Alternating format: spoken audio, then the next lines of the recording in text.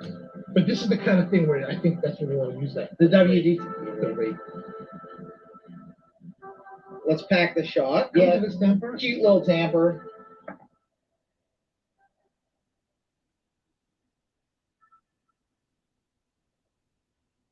The flare also comes with this disbursement screen that you set on top of the puck. So there's no dispersion screen. There is no disbursement screen in the chamber. Put it in.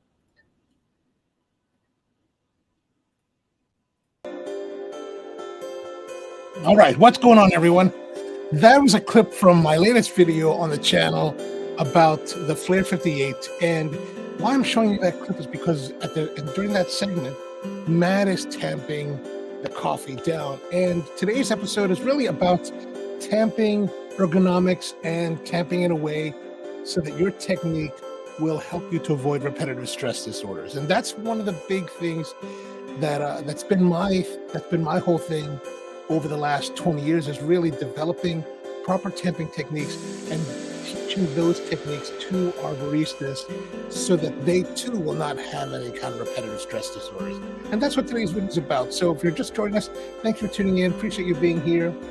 This channel is all about coffee. So, whatever you want to learn, see about coffee, that's what we're doing here. And if you like that kind of thing, maybe give us a subscribe. But anyway, so let's get right into it.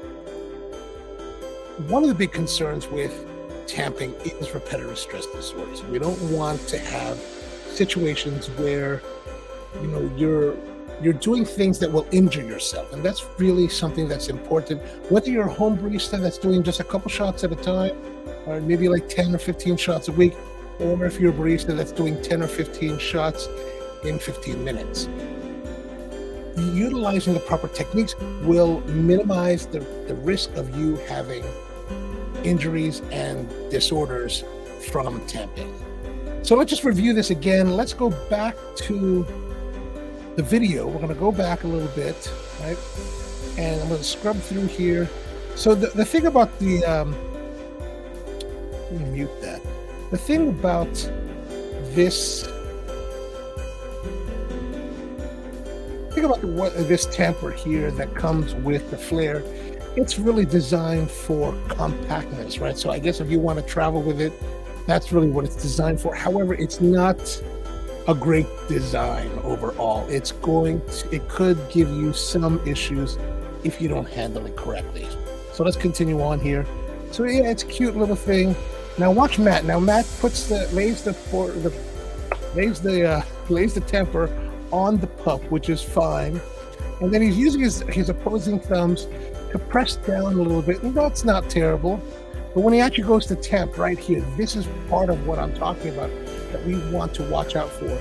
He's using his palm, and he's using it at an angle that is just trying to leverage down, right? He's just trying to push down on the coffee in this manner, and that just opens yourself up to motions in the wrist as well as arm motion, where the technique we're going to go over really doesn't have you doing much joint flexing, so that it will minimize any kind of potential injury. So right there, he presses down and really gives it some pressure.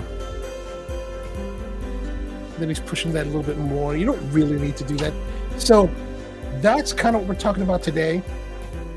And it's probably better if we go over to the tamper and show you in person. So we're going to move cameras, and let me just actually make a new setting here, because otherwise I'm going to be talking and you won't be able to hear me. All right, I'm making the switch, and then we're going to switch cameras right now.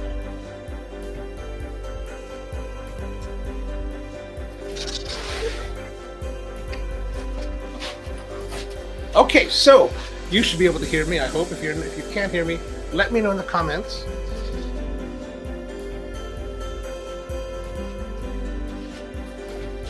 So this is our basic setup. We've got our espresso machine here, coffee grinder. Can you see that there? You can kind of see that. All right, good.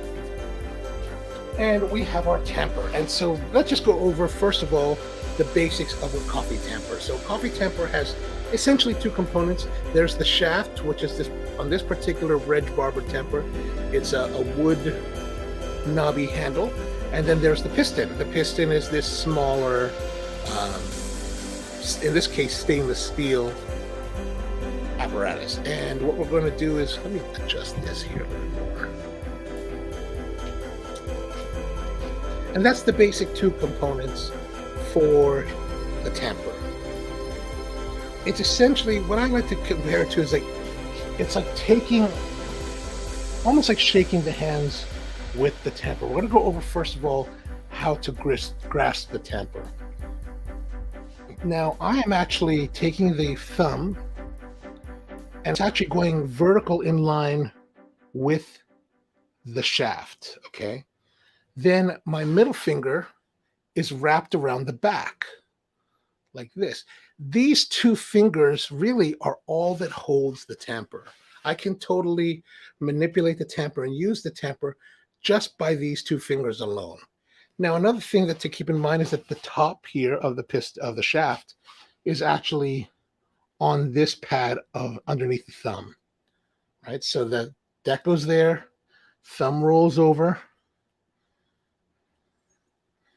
and then the middle finger comes around like that. So when you actually are tamping, you're going to feel the pressure right here on this pad under your thumb. Okay. Now the rest of your fingers just kind of wrap around.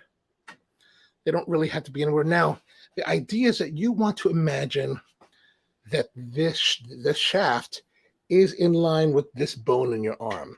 Think of them as one long bone that cannot be turned. What you don't want to do while you're tamping is any kind of motion with the wrist, any kind of bend, any kind of flexibility. You don't want that, because that's a lot of where the repetitive stress disorders will come from.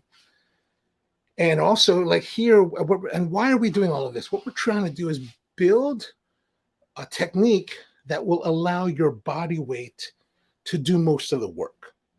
All right. You're really just kind of leveraging your body weight to take the strain. You'll see a lot of baristas that'll do all kinds of techniques. And actually, let's have a closer look here. So I'm going to lower this down, maybe put this over here so we can get a side view. So you've got different people that are tamping. Will that work?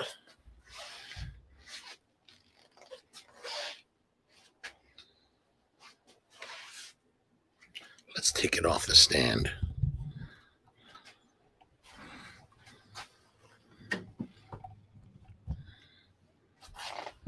That's probably going to be a little bit better. All right. So now you've got, this is the tamper, right? We're going to grab onto it. What you're going to see a lot of people do, you might see some, like Matt was doing this in the video, right? He's pushing down here. And there's some, when you're pushing like this, there's always going to be some flexing that's happening in your wrist. We don't want to have that, right? Our method is really going to be about pushing down straight forward, straight onto the surface of the coffee bed. So as you can see, I'm holding it here like this, right? Thumb is straight down, fingers wrapped around it, and then the other fingers are just kind of holding on. So you want to make sure that you practice. So first of all, practice holding the tamper, right? We want to hold the tamper in this manner to just get to practice it. What I normally will teach people is that we will just take the tamper, leave it there, take it, pick it up, take it, pick it up, take it, pick it up. It's going to feel unnatural at first, but once you start to do that and practice it, it actually becomes second nature. Like nowadays, when I pick up the tamper, I just pick it up and I don't even think about it. It's kind of normal, whether I'm using any other kind of tamper, like this Ergo Packer from David Schomer, I'm always just picking it up in that certain way to make sure that everything is good. Now, let's go back here.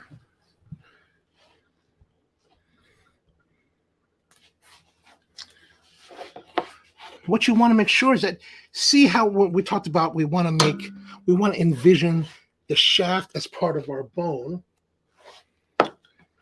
So as you can see here, my arm is always straight up and down. And then my elbow is at a 90-degree angle. so that I'm not really, or it could be a little bit off, a little bit different. The important part is to have your forearm to be vertical and straight down on that. Real, and this is what I mean by you're letting your body do the work. You're just going to kind of lean into it, right? And just by leaning into it, you're going to be pushing down. Now, a lot of people will talk about, certain types of pressure for tamping. And if you want to do that, you can totally do that. Just grab yourself a scale. I tend to use these bathroom scales that you get from, I don't know, you get them from Target or someplace like that. They're super cheap, maybe under $20 or something. And all you have to do is just place it down. Let's move this Akai out of the way. We don't use that for that. Place the scale on your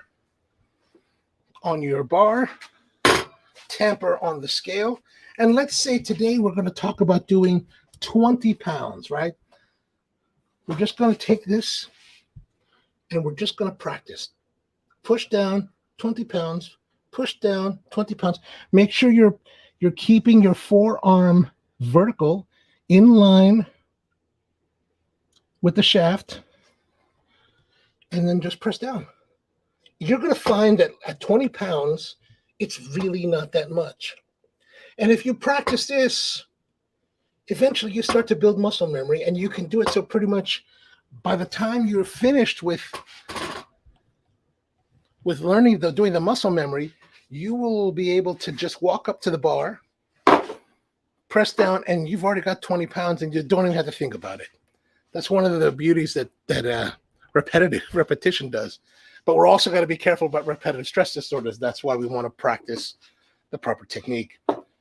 What else? And so the 20 pounds is essentially arbitrary. You can do 30, you can do 40, you could do 100 if you really want to. You don't really need to. So I wouldn't recommend. 20 is good. 10 is fine. The important thing is that you want to develop consistency in the pressure that you use so that you just kind of come in and tamp and tamp. And as you can see, we're keeping vertical at a 90-degree angle, and the wrist is not bending. The key component to this is the wrist not bending. Hope that makes sense. Good. So what you want to do is you want to just practice that. Practice grabbing the tamper, holding it properly, right? Thumb vertical, middle finger's one, thumb and middle finger what's really holding it. And then you want to make sure that you keep your wrist straight, forearm vertical, everything in line with the shaft, and then just press down. And really, it's a matter of just leaning a little bit. Now, this is standard counter height. So it's about, 30 inches? 29 inches? If you happen to be a shorter barista, you may need to use something that helps you rise. You kind of, ideally it would be, if it's much better if the counter is lower and you have it more at waist level, right? Because then you don't have to reach up. If you have to reach up a lot, right, that kind of can lead to, if you feel discomfort, then that could be a problem. So that let your feelings be your guide as to whether or not you should, if you need to step up on something, like you can get yourself like a little box, or if you want to get all fancy, you can get one of these. These are called Apple boxes. This is what we use in motion picture production as general stuff to stand on or prop stuff on. And they come in different heights. They come in full apple, which is this one, half apple, quarter apple, and flats or pancakes. You can buy those. They're probably about $30 each. They'll hold me. So, they're built to last. They're made for movie work. And that's a great way to get a riser if you need it. And you can beat them up. I mean, movie crews are beating up on them for years before they ever get damaged. So that's one way to do it. If you happen to be taller, let me put this on this. If you happen to be a taller kind of barista, where the standard counter is too low for you, then you might want to build a riser to place your coffee on. So for example, I'm just going to use this box, this Akaya box here as a demonstrator. But let's say you're the kind of person that's tall enough that you need to have something to help you more as far as height. You can then use something, build a little box or riser, and then you can just put your portafilter on top and then tamp that way, right? So as you can see, even here, I'm keeping everything vertical. Again, verticality is critically important to prevent stress disorders. Here, as you can see, I'm actually bending over, contorting. In practice, I don't actually tamp like this nowadays. I tend to tamp more like this, right? However, even though I'm not, even if you ever see me actually working in the field, I tend to tamp more like this nowadays, mainly because I just find it easier. I just find it more comfortable. But what's not changing is the actual ergonomics in relation to the portafilter, right? So even though that I may be tamping like this, it's still completely in line. The bone is still in line. The wrist does not turn. I'm just tilting at an angle because I don't feel like contorting to this position, right? And that's really it. So that's pretty much it for today. A little bit of tutorial on practical tamping with proper ergonomics and technique to avoid repetitive stress disorders. Remember, you don't want to be twisting your wrist, flexing your wrist in any way. You always want to keep your wrist straight and imagine that the shaft is in line with your bone. If that tends to help people realize that, okay, it shouldn't be flexing at all. If you feel any flexing, you want to adjust the way you're tamping. And then you want to keep a 90-degree angle on your elbow and just use your body. And just use your body to lean. You're really just leaning. It's all about leaning into your tamper. And that's pretty much it. So, we've got I guess I could do it this way. Just kind of lean, right? Or I'm really leaning my elbow because I'm trying to get you to see, but if you keep it from the back view, you can kind of see that. And even if I want to be, and I'm bending all over, but really, even if I'm standing up more upright, it still requires a twist. Some people will twist their bodies. The important thing is always to keep the verticality. So there it is, our little temper tantrum for today. Thank you very much for tuning in. If you have any questions, drop them in the comments below. I'd love to hear from you. Suggestions for future videos, let me know those as well. And yeah, that's pretty much it. Thanks for tuning in, and hope you have a great one.